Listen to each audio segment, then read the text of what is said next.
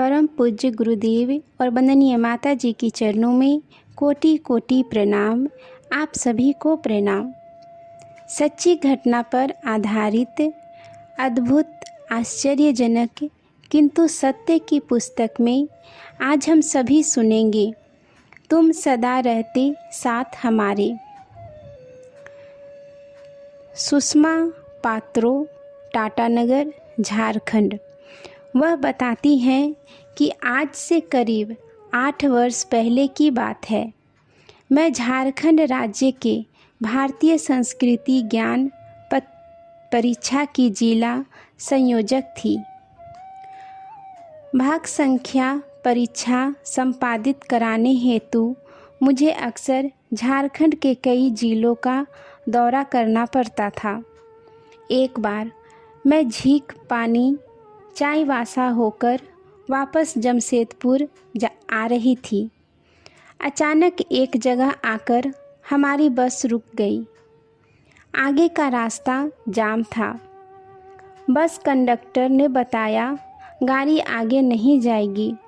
आप लोगों को जाना हो तो निजी वाहन, ऑटो रिक्शा आदि से जा सकते हैं। पता चला आज सरहुल है।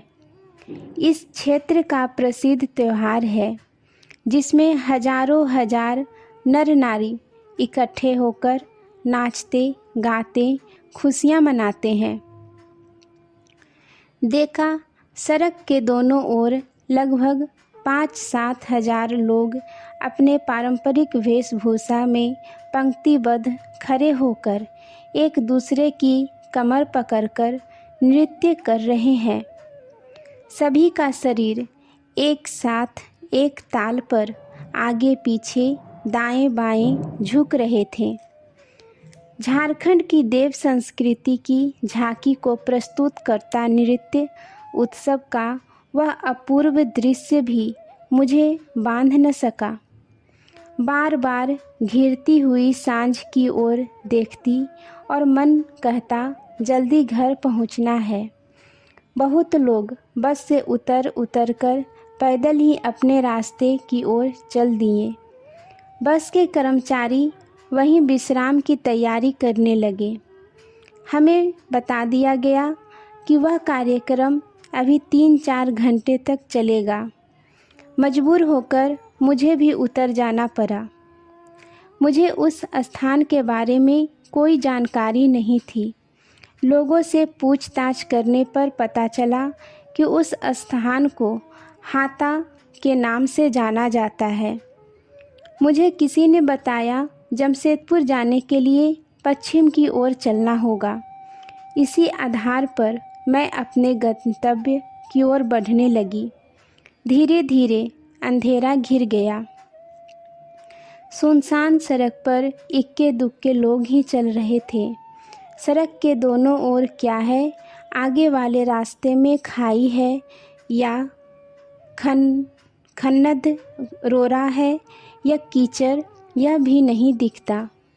मैं अनायास कदम बढ़ाती जा रही थी। बगल की कटीली झाड़ियों से कई बार पांव भी जख्मी होते जा रहे थे, मगर मेरे मन में केवल एक बात आ रही थी कि समय रहते घर पहुंचना है। एक अनजाना सा भय मुझे दबाए जा रहा था। अकेली औरत, सुनसान सड़क, क्या कुछ नहीं हो सकता था। लेकिन मुझे घर पहुंचने की जल्दी थी। अचानक मैंने ख्याल किया कि मेरे आगे आगे सफ़ेद धोती पहने लंबे कद के कोई पुरुष चल रहे हैं। उनके कमर के ऊपर का हिस्सा नहीं दिख रहा था। मुझे भय भी लग रहा था, मगर उन्हीं के साथ साथ कदम मिलाती हुई पीछे पीछे चली जा रही थी। मुझे लग रहा था कि आगे वाले व्यक्ति के कदम 3-3 फीट पर पड़ रहे हैं। पता नहीं मैं कैसे उस गति से चल रही थी। उस समय यह सब सोचने के लिए भी समय नहीं था। जैसे मेरे कदम हवा में पड़ रहे थे। कष्ट की अनुभूति भी नहीं हो रही थी। करीब आधे पौने घंटे तक इसी तरह चलती गई। इसके बाद शहरी इलाका दिखने लगा। दुकानों की झिलमिल रोशनी देख मन में साहस आया। इसके बाद वह व्यक्ति भी न जाने कब आंखों से ओझल हो गया। एक टेलीफोन बूथ पर जाकर मैंने फ़ोन किया, घर में सूचना दी, विलम्ब होने का कारण बताया। वहीं पूछने पर पता चला उस स्थान का नाम परसुढ़ी है। वहां से ऑटो रिक्शा लेकर मैं बस स्टैंड गई, जहां से साकची की बस मिलने वाली थी। जब घर पहुंची और सब हाल बताया तो सभी विस्मय से अवाक रह गए। कहा, हाता से परसुढ़ी तुम इतनी जल्दी पहुंच कैसे गई? वह तो 25-30 किलोमीटर का रास्ता है। मुझे आगे आगे चलने वाला उस मार्गदर्शक की याद आई। श्रद्धा से नतमस्तक हो गई मैं। गुरुदेव कई बार कहा करते थे, बेटा तुम मेरे काम में एक कदम भर बढ़ाओ, मैं तुम्हें सफलता के रास्ते 10 कदम बढ़ा दूंगा। आज के लिए यहीं तक। आप सभी को धन्यवाद। जय गुरुदेव।